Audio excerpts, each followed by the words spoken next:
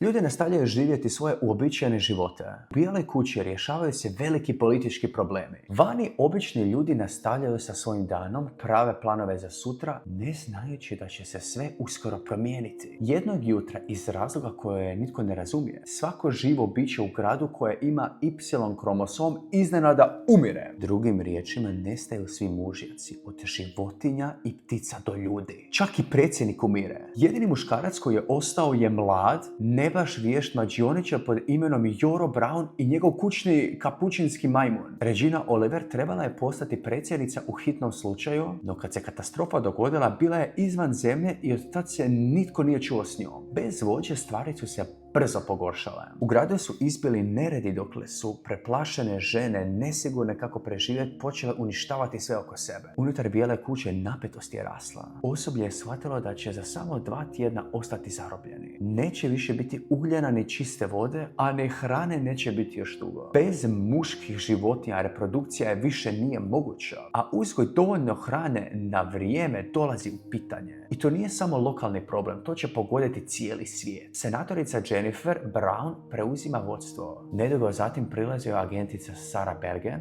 članica predsjedničke tajne operativne skupine poznate kao 355. Sarah objašnjava da je poslana zbog ozbiljne prijetnje, no kriza je izbila prije nego li je mogla dobiti sve detalje o svojoj misiji. U međuvremenu Joro se skriva u svom stanu bojeći se da bi mogao postati meta očajnih žena. No kako mu zalihe hrane i vode ponestaju, odlučio ostaviti poruku svojoj djevojci i izaći van vide šta se dešava. Istodobno senatorica Brown šalje Saru u misiju da pronađe svoju kćer Hero, koja se nije javila otkako je katastrofa počela. No Hero ne traže sigurnost. Umjesto toga odlazi u izbjeglički centar kako bi pomogla drugima, uključujući suprugu svog ljubavnika koji je poginuo u katastrofi. Hero se vraća u skrovište gdje su se okupili njeni prijatelji. U prvi tren izgleda kao da je nekoliko muškaraca preživjelo, no ubrzo postaje jasno da su to trans muškarci, osobe koji su rođene kao žene i tranziciju prošle su hormonskom terapijom. U međuvremenu u New Yorku je počela evakuacija. Vojna vozila prolaze ulicama, a Joro se mora skrivati kako ne bi bio uhvaćen. Ipak uspijeva se ušuljati u bar kako bi ostavio još jednu poruku svojoj djevojci, nadajući se da je još živa i da bi je njegova poruka mogla dovesti natrag kući. Joro je obično jako dobar u tome da ostane neprimjećen,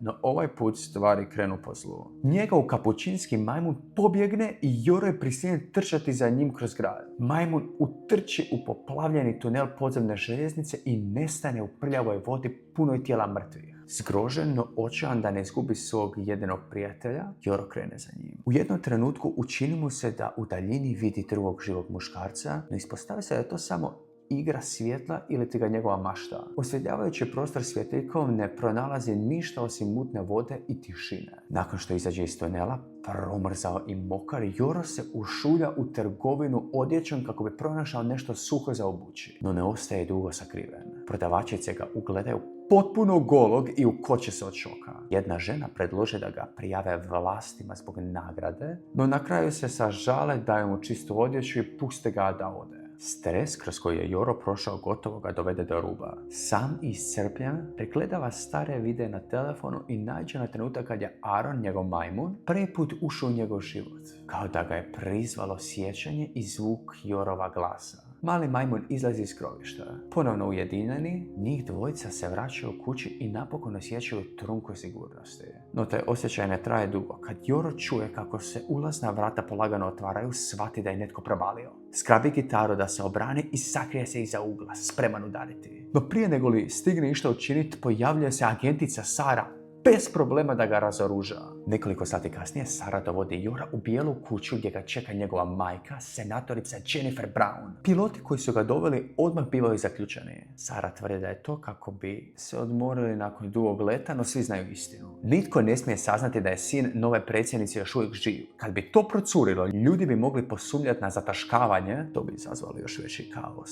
Joro nije sretan što je skriven u bijeloj kući. Nakon što se malo odmorio od svega što je prošao, znatiželja ga nadvlada. Odluči istražiti prostor, no to se gotovo završi katastrofom. Dok se šulja kroz napušteni ured, primijeti ga Mara, udovica bivšeg predsjednika. Srećom, Jennifer i Sarah stižu taman na vrijeme. Uspiju prikriti Jorovu prisutnost tako što uvjere Maru da doživljava mentalni slom. Joro se ponovno sakrije no incident podiže razinu opasnosti. Sara upozorava da Joro više ne može ostati u bijeloj kući. Rizik je prevelik. U isto vrijeme Kimberly, kći pokojnog predsjednika, počinje tražiti odgovore. Pokušava doznati što je njezina majka vidjela te noći. Jennifer to odbacuje kao halucinaciju, no Kimberly joj ne vjeruje. Sumnja da predsjednica Brown skriva tajnu. Potajno Jennifer naređuje svojim pomoćnicima da pronađe vrhunskog genetičara. Neko ko može pregledati Jora i možda objasniti zašto su on i njegovi kapućinski majmun preživjeli dok su svi ostali muškarci umrli. Predsjednica Brown želi dovesti tim stručnjaka u bijelu kuću da proučavaju Jora, no Sara se snažno protivi toj ideji. Inzistira da je to preopasno. Ako Joro ostane u gradu, svi bi mogli biti ugroženi. Jedina opcija je izvesti ga van i Sara se sama javlja da vodi misiju. Rizično je, no mora se obaviti brzo. U međuvremenu na drugom kraju svijeta, u Izrael, ranjena žena dolazi k svijesti kada sazna da su svi muškarci na zemlji nestali. Smjelo izjavlja da će sad postati predsjednica Amerike. Negdje drugdje Nora Brady, bivša predsjednička savjetnica, luta kroz kaos sa svojom mlađom kćeri Mackenzie. Nakon što je izgubila muža i sinove i bez ikakvih resursa na koje bi se mogla osloniti, Nora je slomljena. Predsjednica Brown i dalje želi dovesti tim stručnjaka u bijelu kuću da proučavaju Jora, no Sara se snažno protivi. Tvrdi da je to preopasno. Ako Joro ostane u gradu, svi bi mogli biti dovedeni u opasnost. Jedina mogućnost je da ga se izvede van i Sara se ponovno dobrovoljno javlja da vodi misiju. Opasno je, no mora se učiniti brzo. U bijeloj kući stiže vijest da je Regina Oliver, glavna predsjednička kandidatkinja, još uvijek živa. To izaziva podjelu među osobljem. Neki ostaju vjerni predsjednici Jennifer Brown, dokle drugi podržavaju Reginu i Jenniferinu kćer Kimberly. S obzirom na sve veću napetost, Jennifer se slaže sa Sarom da njen sin Joro mora biti premješten na sigurnije mjesto. Sara se obraća istim pilotkinjama koji su nekad prevozile Jora, motivirajući ih ordenima i obećanjima trajne slave ako uspiju. Jedini način da Jora neprimjetno prokrijumčare van jest da ga sakriju u kolicima puna mrtvih tijela. Jora se protivi i pokušava predložiti drugi plan, no Sara ostaje čvrsta. Ne mogu se priuštiti nikakav rizik, mora to izdržati. Zahvaljujući Sarinom pažljivom planiranju, Joro je sigurno prokrijumčaren iz grada i prebačen helikopterom koji ga čeka. Sara namjerava osobno upravljati helikopterom. Drugi helikopter kojim upravlja potpuno ženska posada letjet će ispred kao diverzija. No nedugo nakon poljetanja, nakon što nestane iz vidokruga, helikopter pratnje iznenada gubi kontrolu i eksplodira u zraku, zasipajući područje korokim krhotinama.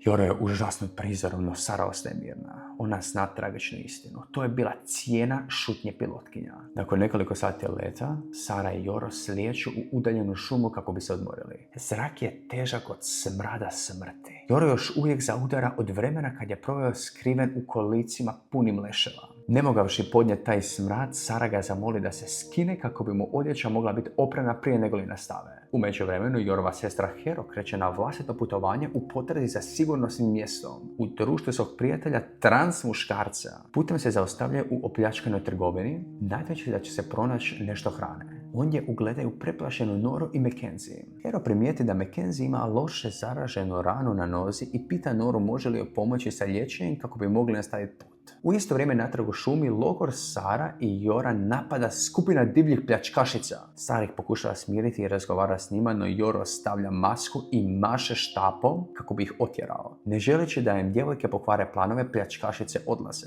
No Sara i Joro odlučuju da tamo više nije sigurno ostati. Odlaze u najbliži grad i mijenjaju generator iz helikoptera i nekoliko granata za motocikl. Dokle Sara provjerava motocikl, Joro zaboravlja sva pravila sigurnosti i odlazi na mirnije mjesto. U masi misle da je vidio svoju djevojku Beth. Taj glupi potez vodi ga ravno u zamku. Skupina policajki okružuje ga, skida mu masku i otkriva tko je on zapravo. Sara mora uskočiti da ga spasi. Ona se obračunava sa policajkama i uspije odvesti Jora na sigurno. Zaustavlja motor i pošteno ga iskrdi. Podsjeti ga koliko je njihova misija važna i da je gotovo uništio. U međuvremenu Hero, njen prijatelj i neki novi saveznici pronalaze prazan ženski dom u kojem mogu prenoćiti. Hero kaže Nori da joj je kći jako bolesna i da joj trebaju antibiotici. No sve su ljekarne i kuće već opljačkane. Uplašena i bez nade, Nora izlazi van kako je kći ne bi vidjela kako plače. No tamo je čeka novi problem. U dvorištu se pojavlja skupina žena na konjima i govori da kuća pripada njima te da nisu sretne što vide strance.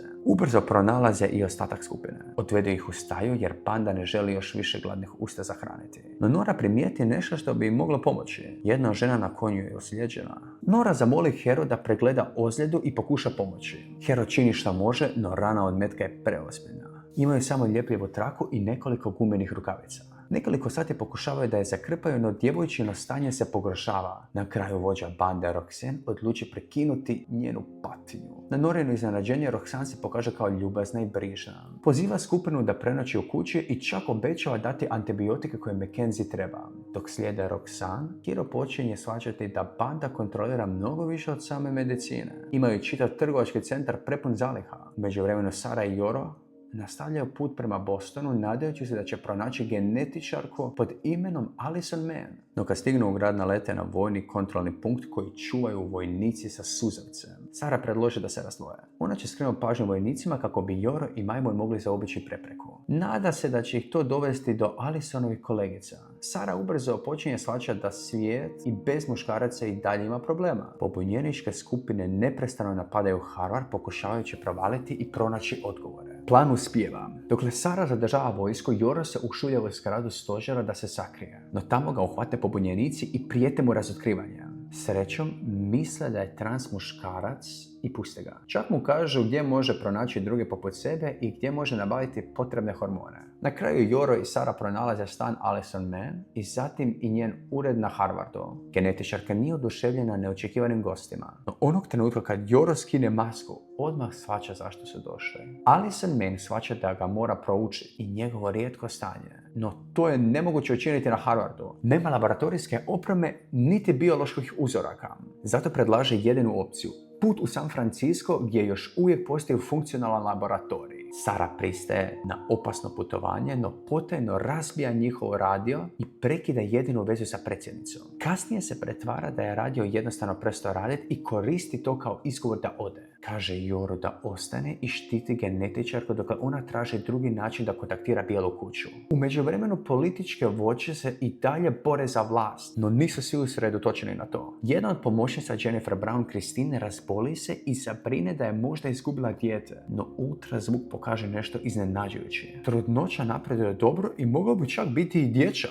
Sara provaljuje u kuću nepoznate žene, no brzo otkriva da je stanarka jednako opasna i sposobna kao i ona. Njih dvije se počnu tući, no kad zastanu i progovore, shvate nešto neočekivano. Obje rade za istu agenciju i došle su u kuću iz istog razloga, pronaći vlasnicu kuće i ubiti je. U međuvremenu, nakon što čuje za pad helikoptera, Jennifer je preplavljena brigom. Christine je pokušala smiriti govoreći da je tim za potragu pronašao samo tijelo dviju pilotkinja. To Jennifer daje tračak nade sve dok joj ne sine strašna pomisao. Shvati da je Sara možda lažirala nesreću kako bi se riješila svih koji su znali previše. Sad je prestravljena. Joro je sa opasnom ženom, a Jennifer nema pojma šta bi Sara mogla učiniti.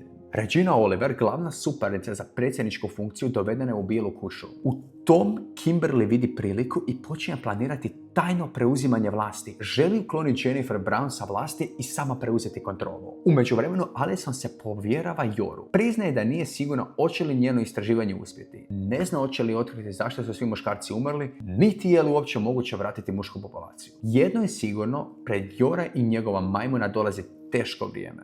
Uskoro će prema njima postupati kao prema pokusnim subjektima. Sara se vraća i govori svima da je vrijeme za polazak. Iz nekog razloga laže Joru govoreći mu da je razgovarala sa njegovom majkom i dobila dopuštenje da idu u San Francisco. Tako njih troje kreću na put, ne znajući da vojska već pretražuje grad sa Sarinom fotografijom u rukama. Dokle čekaju priliku između patrola sa suzavcem, Joro odlučio posjetiti mjesto o kojem su mu pobunjenici govorili. Zajednicu trans osoba gdje napokon može skinuti masku i biti ono što je bez straha. Sara je bijesna što se Joro opet iskrada, no ubrzo postaje jasno da Joro nije pravi problem. Ona je. Patrola dolazi u zajednicu i svima pokazuje Sarinu fotografiju. Njih troje jedva uspiju pobjeći i sakriti se u obližnju crkvu. Tamo Sara napokon priznaje istinu. Nema nikakav kontakt s Bijelom kućom i sve odluke donosi sama. U međuvremenu Hero, njen prijatelj, Nora i njena kćer i dalje žive u Roxaninoj komuni. U početku se čini kao raj, ima hrane, lijekova i sigurnosti, no stvari potamne kad Nora pokuša odvesti svoju kćer s jednog od Roxaninih radikalnih feminističkih sastanaka. Roxanne pobjesni. Podsjeti ih da su samo gošće i da moraju slijediti njena pravila bez pitanja. I još gore, Roxanne čini sve kako bi mlada Mackenzie zamrzela muškarce i privukla je njihovom pokretu. Još jedan Roxanin sastanak naglo prekida alarm. Žene brzo podižu barikade i uzimaju oružje kako bi zaštitile svoj supermarket. No neprijatelj se pokaže kao mala skupina očajničkih žena sa malom djevojčicom. Roxanne izlazi pregovarati, no odbija pustiti ikoga u komunu. Čak je ni dijete ne gane. Hladno ih tjera bez ikakve pomoći. U međuvremenu Allison među Sarinim stvarima pronalazi Leta, tjeralicu sa Sarinim licem. Upozorava Joru da je opasno ostati sa Sarom i predlaže mu da pobjegne. No Joro odbija napustiti prijateljicu iako zna da skriva tajne. Te večere Roxanne okuplja sve u komuni na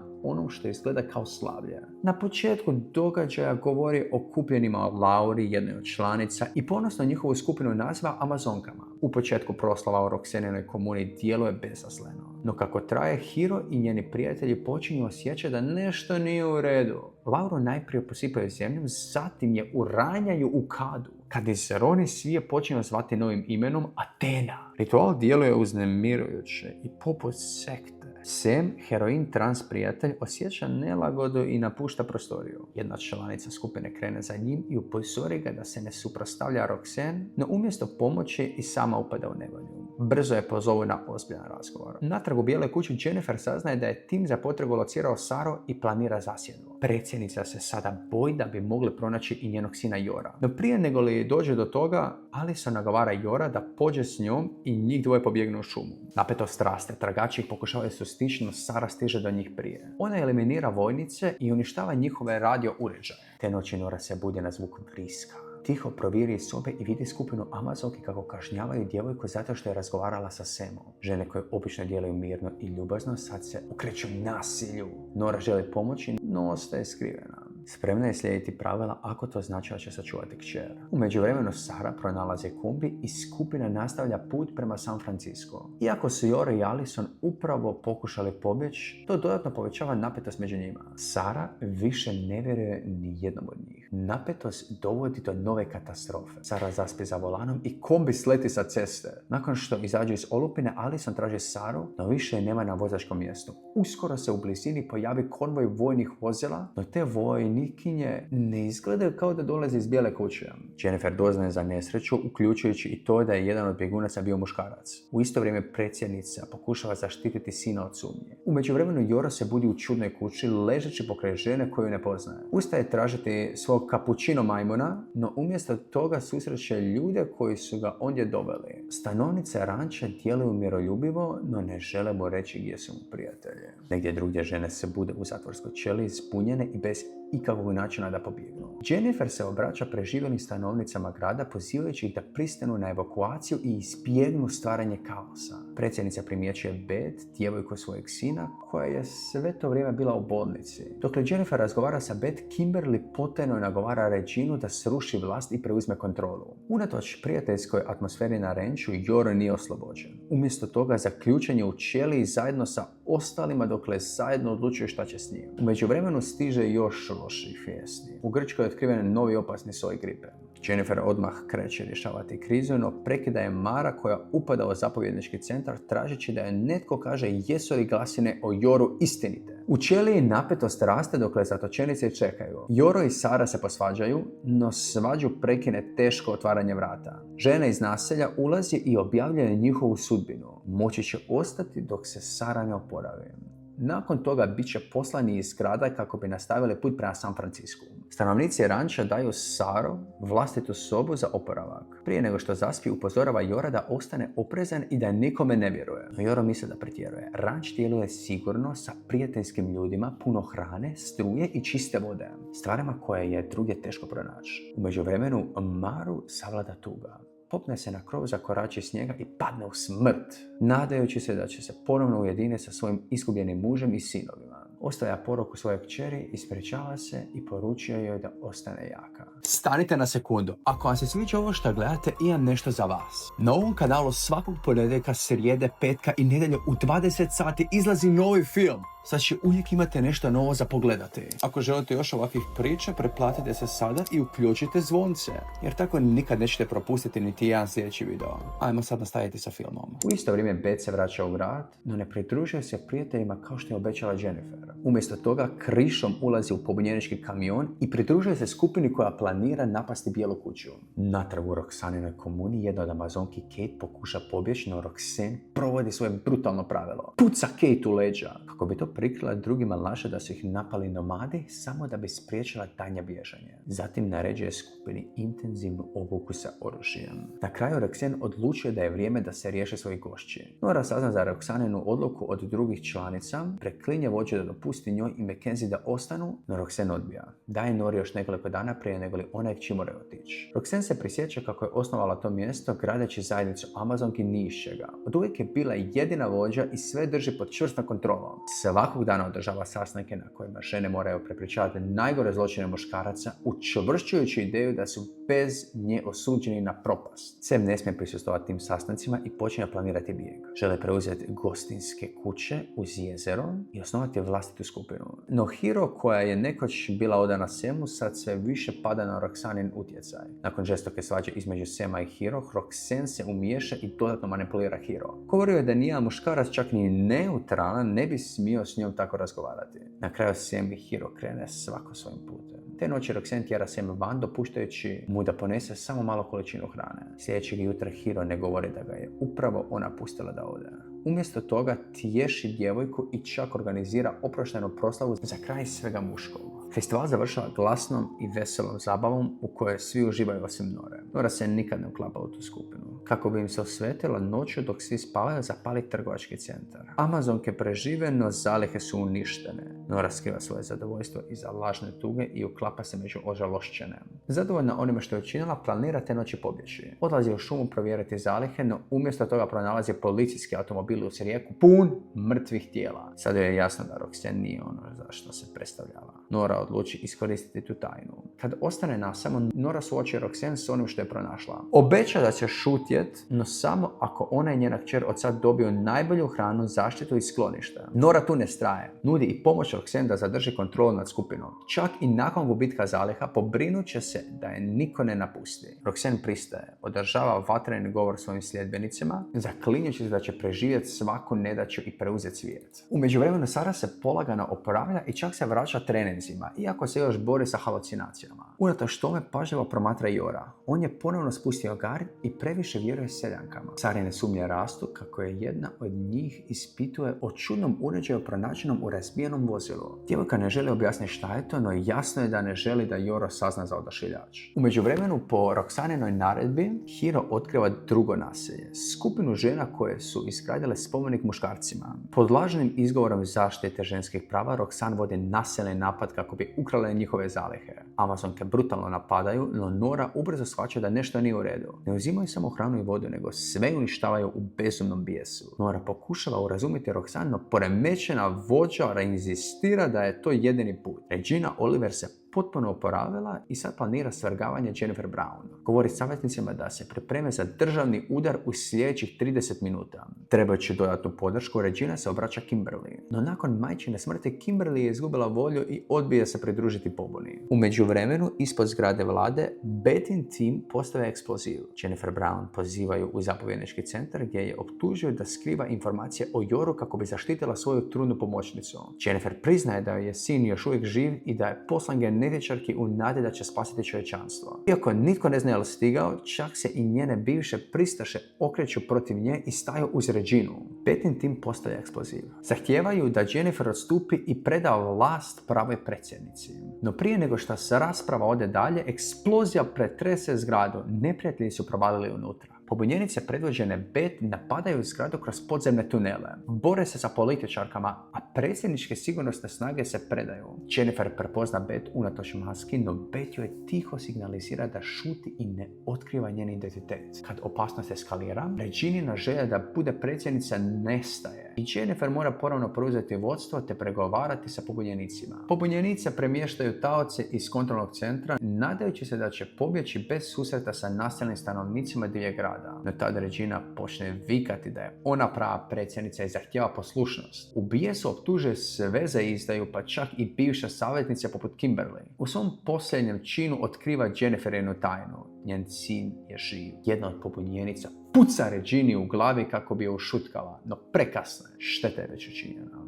Njene riječi su izgovorene. I što je najvažnije, pobunjenički planovi sad su uništeni. U međuvremenu Joro produženi boravak u naselju izaziva probleme. Očajne za muškom pažnjom, žene ga počinju progoniti, željne provoda vremena sa posljednjim preživjelim muškarcem. Dok je Joro zakupljen time, Alison razgovara sa mještankama. Sara se krišom udaljava u šumu kako bi uništila odašiljavač koji je cijelo vrijeme emitirao njenu lokaciju. Natrag u zgradi vlade, pobunjenice ne uspijevaju evakuirati taoce na vrijeme. Suparnička frakcija pušta suzavac kao ventilaciju i u hodnicima izbija pucnjava. Ljudi bježe u panici i oni koji nisu dovoljno brzi padaju mrtvi. Pet tiho skida Jenniferine lisice i pokušava je odvesti na sigurno. Predsjednica ne uspijeva spasiti svoju trudnu pomoćnicu Kristen, no Kimberly uskače da je zaštiti. Kroz podzemnu garažu žene uspijevaju pobjeći. U međuvremenu u memorijalnom gradu među napuštenim stvarima Roxanne pronalazi bilježnicu sa popisom svih preživjelih muškaraca. U međuvremenu Beth daje Jennifer pobunjeničku uniformu prije nego što se razdvoje.